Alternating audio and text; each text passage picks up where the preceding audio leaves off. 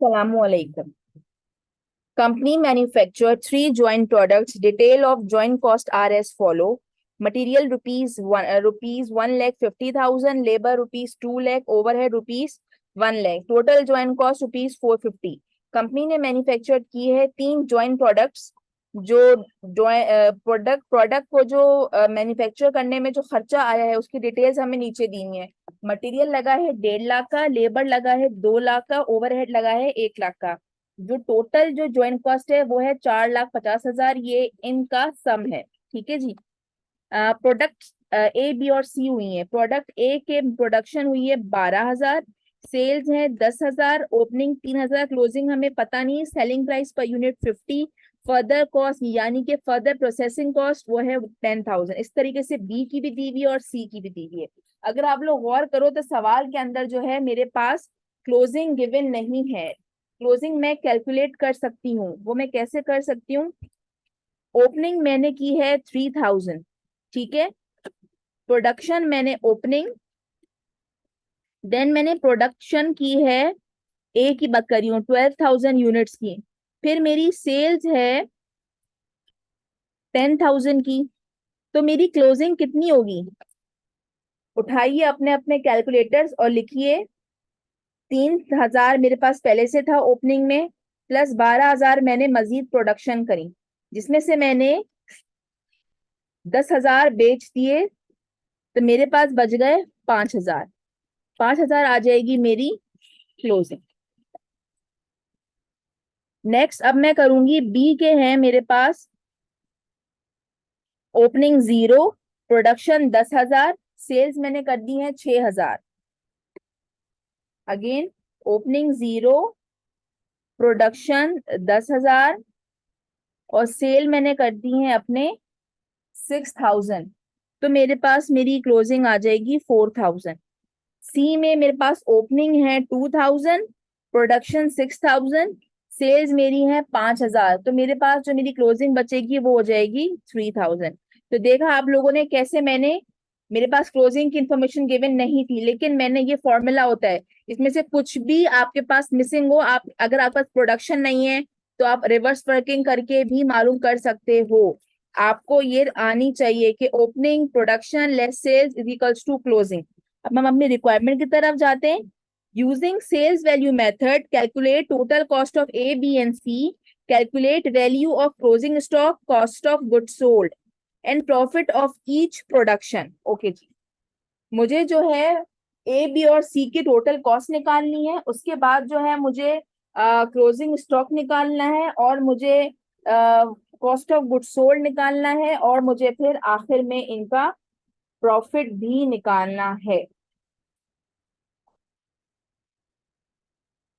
Question को अपने सामने रखिएगा, ठीक है। मैं इसको स्क्रीन को ऊपर कर रही हूँ, लेकिन आप लोग क्वेश्चन को पहले अच्छी अच्छी तरह कॉपी कर लीजिएगा, उसके बाद फिर आगे मेरी वीडियो को सुनिएगा। स्क्रीनशॉट ले लीजिएगा। मैंने अपनी वीडियो अभी फिलहाल स्क्रीन मैंने अपनी पॉज की हुई है। अब मैं चलती हूँ क्वेश्चन सॉल्व करने की जानिब। सॉल्यूशन सेल्स वैल्यू मेथड से करना है। एक ही करते हैं पहले। ए के हैं मेरे पास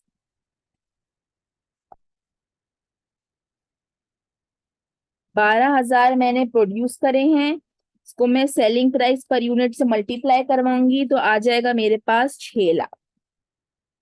बात करते हैं आप बी की। बी के मेरे पास है 10,000, सेलिंग प्राइस पर यूनिट है, ऐसे ही सिखाया ना मैंने सेल्स वैल्यू मेथड में। आ जाएगा मेरे पास ये 7,00,000। बात करते हैं आप सी की। 6,000 units multiply by 30 selling price per unit, आ जाएगा मेरे पास ये 1,80,000। जब मैं इन सबको ऐड कर लूंगी तो मेरे पास आ जाएगा 1480,000। ये मेरे पास आ जाएगी टोटल सेल्स वैल्यू। ठीक है जी। अच्छा जी, अगेन अगर कोई मिस्टेक हुई हो कैलकुलेशन में तो सही कर लीजिएगा, वैसे ही आंसर सही है। अच्छा जी, अब हम आगे फर्दर सॉल्व करते हैं। ए, जो मेरी ज्वाइंट कॉस्ट है वो है 4,50,000 सवाल में गिवन है, divided by total sales value 1480000 multiply by A की जो सेल्स वैल्यू है 6 लाख।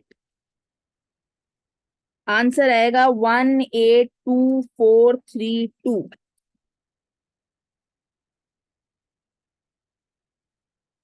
इसमें मैं ऐड कर दूंगी अपनी एफपीसी, फर्दर प्रोसेसिंग कॉस्ट आ जाएगा 192432।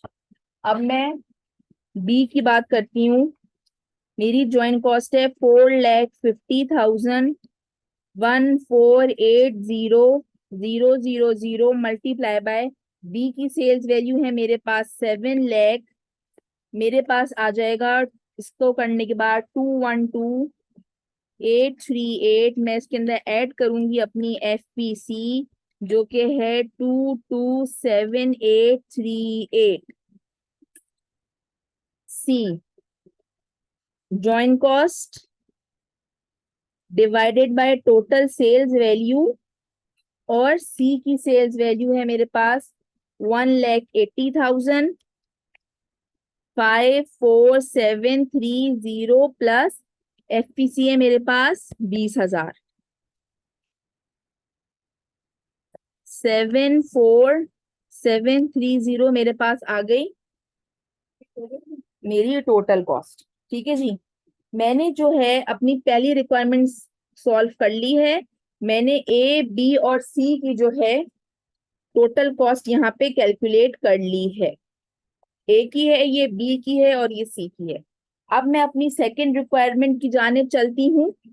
ये मैंने अभी ए का सॉल्यूशन किया है। ठीक है जी, अब मैं बी का सॉल्व करने जा रही हूँ। बी में है कि मुझे क्लोजिंग स्टॉक की वैल्यू निकालनी है। मुझे मेरा क्लोजिंग स्टॉक तो पता है, ये रहा। मुझे मेरा क्लोजिंग स्टॉक पता है कि 5,000 यूनिट्स हैं, ए के, बी के 4,000 यूनिट्स हैं, सी के 3,000 यूनिट्स है, लेकिन इनकी वैल्यू क्या है, ये 5,000 यूनिट्स हैं कितने के, तो उसको मुझे सॉल्व करना पड़ेगा। अच्छा जी, सबसे पहले हम ए की बात कर रहे हैं ना, तो ए की मेरी टोटल कॉस्ट क्या है, टोटल कॉस्ट है मेरे पास ए की 192432। सही है। और मैंने टोटल यूनिट्स प्रोड्यूस कितने हुए हैं मेरे, हुए हैं 12,000 यूनिट्स। मुझे जो है अपने 5,000 की वैल्यू निकालनी है। टोटल कॉस्ट है मेरी 192432। मैंने प्रोड्यूस करे हैं 12,000 यूनिट्स, तो एक यूनिट कितने का बना होगा, 16.0। सही है। मेरी कॉस्ट आई थी 192432 और टोटल यूनिट्स प्रोड्यूस हुए थे 12,000। 12,000 यूनिट्स को प्रोड्यूस करने में ये खर्चा आया था मेरा 1,92,432। तो जब मैंने 1,92,432 को डिवाइड करवाया 12,000 से, तो मेरे पास आया 16। यानी कि एक यूनिट को बनाने में 16 रुपए या $16 का खर्चा आया था। अब मेरे पास बच कितने गए हैं, 5,000 बच गए। तो मेरे पास जो है, मेरे पास आ जाएगा मेरी वैल्यू ऑफ क्लोजिंग स्टॉक। सही है। आई होप आपको ये क्लियर हो गया होगा। अब हम इसी तरीके से, ये तो मैंने निकाली है value of closing stock B, ये बी रिक्वायरमेंट है, लेकिन ये प्रोडक्ट ए के लिए निकाली है मैंने, वैल्यू ऑफ क्लोजिंग स्टॉक ए। सही है जी। अब मैं निकालूंगी cost of goods sold.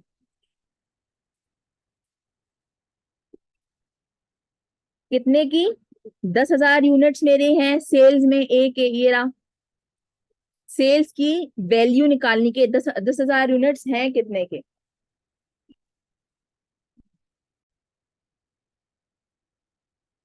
10,000 units की मैंने कॉस्ट निकालनी है। अगेन टोटल कॉस्ट आई थी मेरी 192432। ठीक है जी। मैंने प्रोड्यूस किए थे 12,000 यूनिट्स। एक यूनिट को प्रोड्यूस करने का खर्चा था 16, और मैंने कितने यूनिट्स बेचे हैं? 10,000। 1,60,000 मेरे पास आ जाएगी मेरी कॉस्ट ऑफ गुड्स सोल्ड। बहुत इजी है ये। अब अगेन मैंने ए की जो है वैल्यू ऑफ क्लोजिंग स्टॉक निकाल दी है। मैंने ए की जो है कॉस्ट ऑफ गुड्स सोल्ड निकाल दी है। अब जो है मुझे निकालना है प्रॉफिट।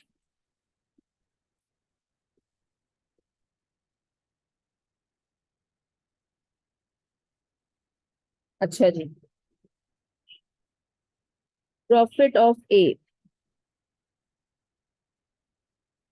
क्या फॉर्मूला है? सेल्स, जब मैं इसमें से cost of goods sold minus करूंगी तो मेरे पास आ जाएगा मेरा ग्रॉस प्रॉफिट। मुझे कॉस्ट ऑफ गुड्स सोल्ड तो मालूम है, जो कि है 1,60,000। सेल्स में मालूम बहुत आसानी से कर सकती हूँ। 10,000 यूनिट्स मैंने सेल किए हैं, और जो मेरी जो सेलिंग प्राइस है वो है 50 मल्टीप्लाई बाय 50। ये आ जाएगा मेरे पास 5,00,000।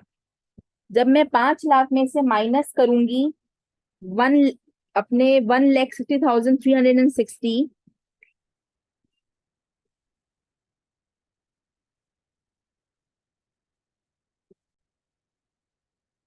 सबसे मुझे एक और बात बतानी है कि जब आप लोग 192432 को जब डिवाइड करोगे ना 12,000 से, तो आ रहा होगा 16.036।